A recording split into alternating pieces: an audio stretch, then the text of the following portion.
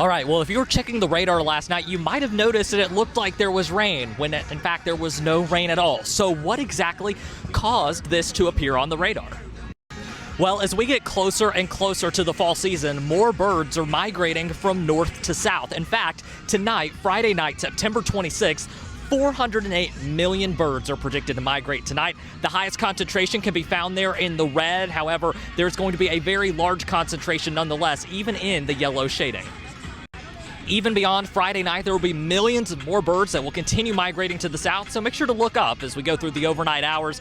More than likely, you'll see an increased number of birds in the sky.